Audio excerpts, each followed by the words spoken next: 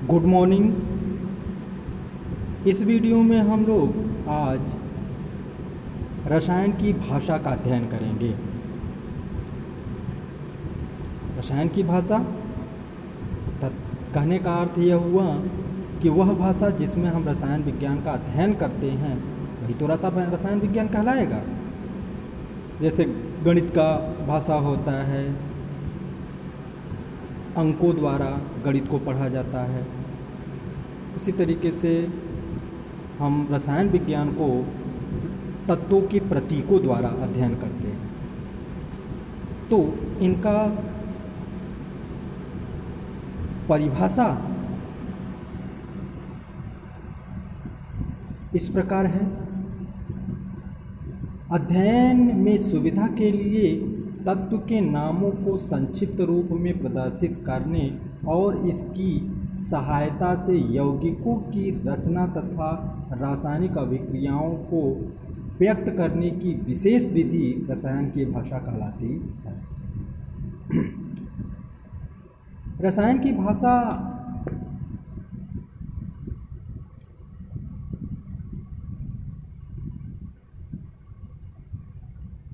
तत्वों के नामों को संक्षिप्त रूप से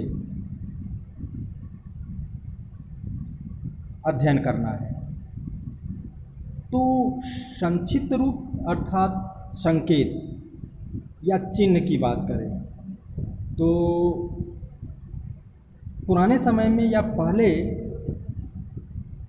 विशेष वस्तुओं से तत्वों का प्रतीक बनाया जाता था। जैसे सूर्य को सोने का प्रतीक बनाया गया था, चंद्रमा को चांदी का प्रतीक बनाया गया था। कुछ इस तरह से बहुत से वस्तुओं द्वारा भिन्न भिन्न तत्वों का प्रतीक बनाया गया था, परंतु सभी तत्वों का प्रतीक बनाना इस प्रकार संभव न हो सका। तो बर्जीलियस ने एक अपना सुझाव दिया जो सर्वमान्य था। उन्होंने तत्वों के अंग्रेजी नाम के प्रथम अक्षर से तत्वों को प्रदर्शित करने का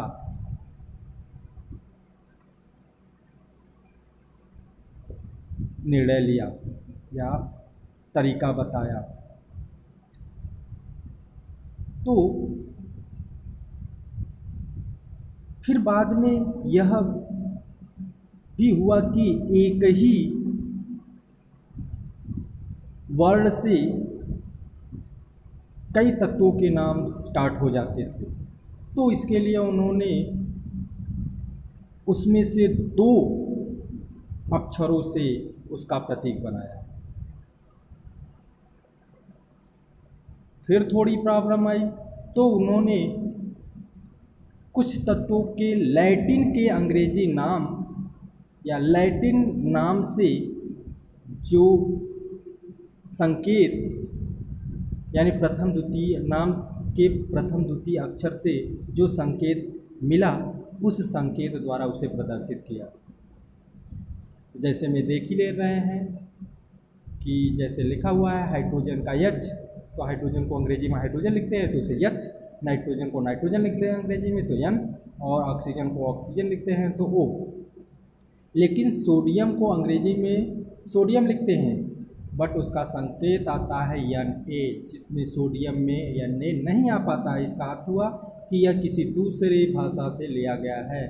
तो उसके आगे जो लिखा हुआ है कि लैटिन नाम है आपका नेट्रियम, सोडियम का लैटिन नाम है नेट्रियम।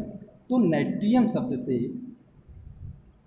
ये एन ए वर्ड लिया गया है, प्रतीक लिया गया है।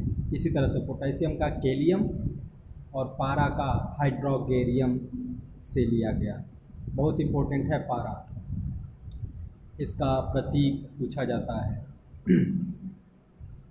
फिर उसके बाद हम लोगों का अध्ययन है रासायनिक सूत्र। अगर रासायनिक सूत्र की बात करेंगे तो रासायनिक सूत्र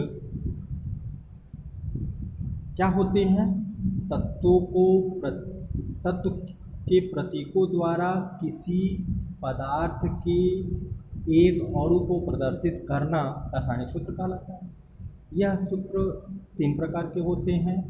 पहला सूत्र है मूलानुपाती सूत्र, दूसरा है अणु सूत्र और तीसरा है संरचना सूत्र।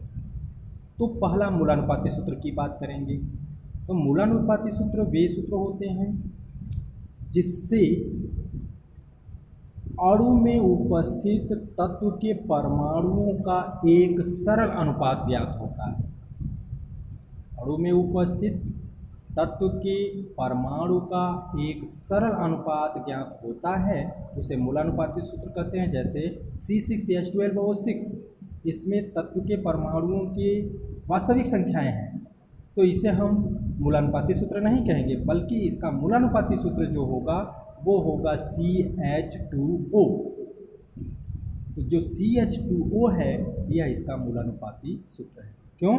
क्योंकि कार्बन 6, ऑक्सीजन 6 और हाइड्रोजन 12 है, तो कार्बन और ऑक्सीजन की बराबर संख्या है, तो इसको हम लोगों ने C और O को एक एक संख्या रख दिया, और हाइड्रोजन कार्बन और ऑक्सीजन के 2 गुने के बराबर है, इसलिए इसको हमने 2 रख दिया।